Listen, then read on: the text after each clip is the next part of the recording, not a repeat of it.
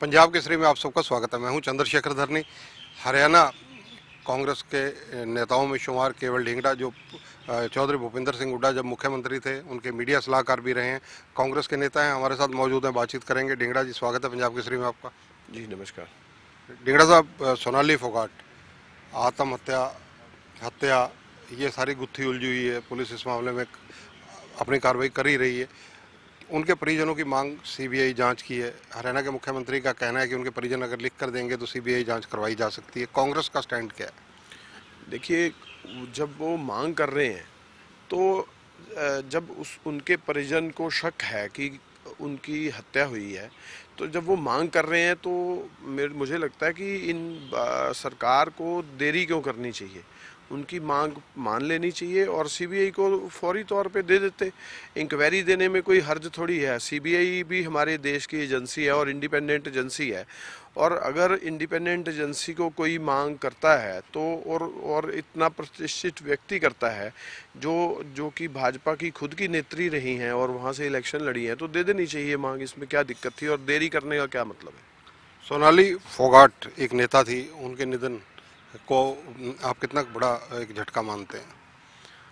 देखिए, कोई भी नेता, कोई भी कार्यकर्ता, कोई भी हरियाणा का निवासी, सभी एक तरह से कानून की दृष्टि से बराबर हैं। लेकिन जहाँ तक झटके की बात है, वो तो आदमपुर में जो इलेक्शन की बात है वो आएगा। और इलेक्शन के दौर में दो ही पार्टियां हैं, बीजेपी और कांग्रेस, इन्हीं की फाइट होगी। बाकी तो आप ये समझें ए बी टीमों के रूप में हैं। तो मुझे लगता है कि कांग्रेस और बीजेपी की फाइट होगी, उसमें से एक आदमी जीत के आएगा। तो मैं आश्वस्त हूँ कि कांग्रेस की जीत पक्का होगी। जिस तरह से कुलदीप बिश्नोई जी कांग्रेस की टिकट से आदमपुर के लोगों ने कांग्रेस को जिताया था, इसी तरह से दोबारा जीत जो है वो कांग्रेस की होगी। वो वहाँ से छोड़ के गए, उनकी जो माइंड था वो भाजपा की तरफ झुक रहा था, क्योंकि कई कारण हो सकते हैं। कई ईडी के नोटिस हो सकते हैं, कई अंदरूनी कई मामले हो सकते हैं, तो उस कारण से भी हो सकता है उन्होंने कांग्रेस छोड़ी हो।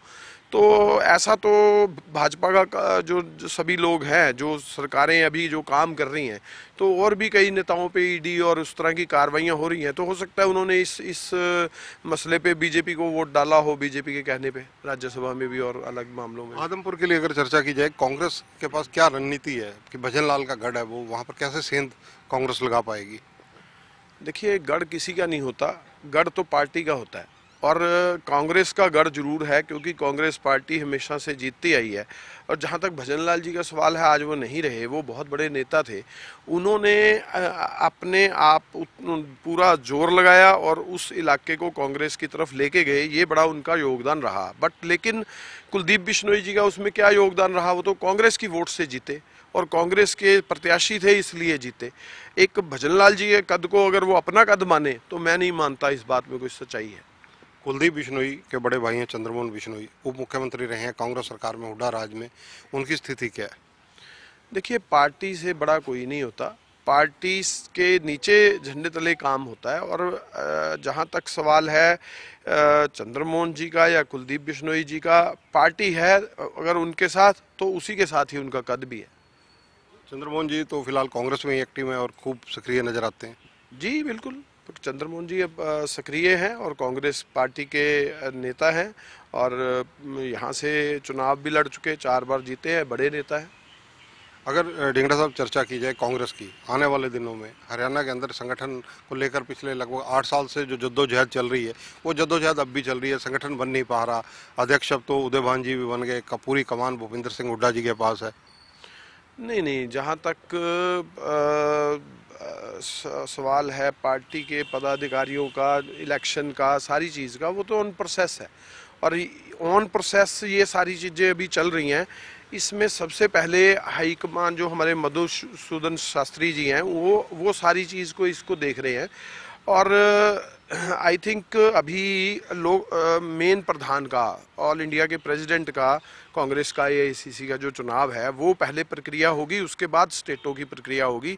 तो मुझे लगता है और महीना और 2 महीने के अंदर अंदर चुनाव की प्रक्रिया पूरी हो जाएगी और सभी जिलाध्यक्ष, ब्लॉक अध्यक्ष और सारे जो पदाधिकारी हैं वो अपने अपने पद संभाल लेंगे। गुलाम नबी आज़ाद जी जैसे कद्दावर नेता, जेके के जो चीफ मिनिस्टर भी रहे, केंद्र में मंत्री भी रहे कांग्रेस में, कांग्रेस को अलविदा कह गए आज।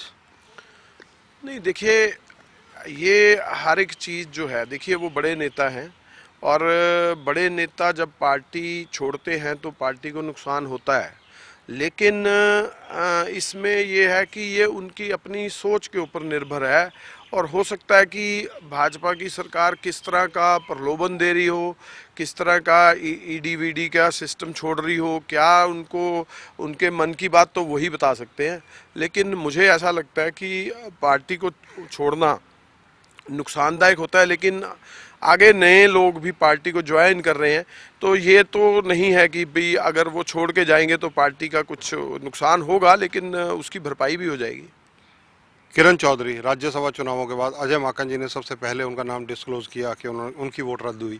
उसके बाद से लगातार कहीं ना कहीं वो विधायक दल की मीटिंगों से अनुपस्थित रही। अब उन्होंने अलग अपना एक डफली विद इन कांग्रेस रहते हुए बजाने का मन बनाया, निर्णय लिया। करनाल से उसकी शुरुआत कर रहे हैं, ये हर जिले में जाने का कार्यक्रम रखा गया है। तो क्या इससे कांग्रेस को फायदा देखते हैं या घाटा देखते हैं? देखिए, किरण चौधरी जी के बारे में तो मैं क्या कहूँ, वो तो हाईकमान डिसाइड करेगी कि उन्होंने वोट का क्या सिस्टम था, उनकी सही थी गलत थी, ये हमारा हाईकमान देखता है। लेकिन जहाँ तक हरियाणा के जो या कहीं इलाकों में कांग्रेस का कोई जन भी अपना कार्य करता है तो वो कांग्रेस की फेवर में करता है तो उसका फ़ायदा होता है, लेकिन जो पार्टी के प्रोग्राम होते हैं उसके तहत ही काम करना चाहिए, मेरा ये मानना है।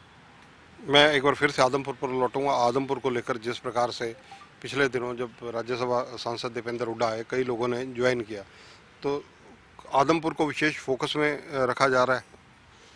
नहीं देखिए, कोई भी चुनाव हो उसको फोकस में रखना ही चाहिए और कांग्रेस पूरे फोकस से भी और पूरे जोर लगा के भी और इलाके के अंदर जो हमारे जितने नेता हैं वो सारे जाएंगे और कांग्रेस पार्टी का एमएलए वहां से जीतेगा जब भी उपचुनाव होगा। आने वाले दिनों में कांग्रेस किन किन मुद्दों को लेकर आम जनता के बीच में जाने वाली है? देखिए, सबसे बड़ा मुद्दा तो महंगाई है, भ्रष्टाचार है, फिर उसके बाद नौकरियों का मुद्दा है और जिस तरीके से भारतीय जनता पार्टी की सरकार जिस तरह से काम कर रही है वो उनके जो काम ही दर्शाते हैं कि उन्होंने कम से कम 3,24,000 करोड़ प्रदेश के ऊपर जो लोन ले लिया, जो कि 2014 में 60,000 करोड़ था। वो इतना बढ़ा क्यों, वो ये बताना चाहिए इन लोगों को कि इतने पैसे का क्या किया इन्होंने, इसके लिए श्वेत पत्र लाना चाहिए और अमाउंट बतानी चाहिए वो गई कहाँ। तो ये बहुत बड़े इश्यूज हैं, इसको लेके कांग्रेस अपना काम करेगी और इलाकों में जाएगी। किरण चौधरी की अब अलग मीटिंगें लेने से क्या कांग्रेस की गुटबाजी बढ़ेगी नहीं हरियाणा में? नहीं, मैंने आपको पहले ही जवाब दिया उस बात का कि अगर कांग्रेस का कोई भी कार्यकर्ता अपने प्रोग्राम करता है तो वो कर सकता है, कांग्रेस को बड़ा कर रहा है, लेकिन उनको ये चाहिए कि जो पार्टी के कार्यक्रम है उनको फॉलो करना चाहिए। धन्यवाद। तो ये हैं केवल ढींगड़ा, हरियाणा के मुख्यमंत्री जब चौधरी भूपेंद्र सिंह हुड्डा हुआ करते थे उन दिनों में सीएम के मीडिया सलाहकार रहे हैं, कांग्रेस के बड़े नेताओं में हैं। इनका कहना है कि सीबीआई जांच सोनाली फोगाट के मामले में हरियाणा सरकार को रिकमेंड करनी चाहिए। क्यों करनी चाहिए? क्योंकि उनका परिवार कह रहा है।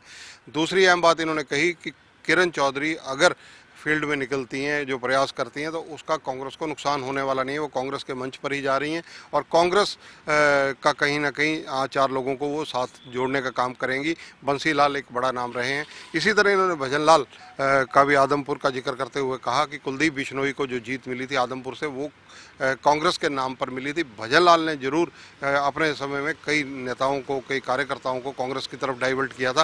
कांग्रेस से अगर कुलदीप बिश्नोई दूर गए हैं तो वो किसी न किसी दबाव में गए हैं। कैमरामैन सुनील के साथ चंद्रशेखर धरनी, पंजाब केसरी टीवी, चंडीगढ़। हमसे जुड़े रहने के लिए हमारे YouTube चैनल को सब्सक्राइब करें और नई वीडियो की नोटिफिकेशन के लिए बेल आइकॉन को दबाएं। अगर आप ये वीडियो Facebook पर देख रहे हैं तो लाइक जरूर करें और ज्यादा से ज्यादा शेयर करें। धन्यवाद।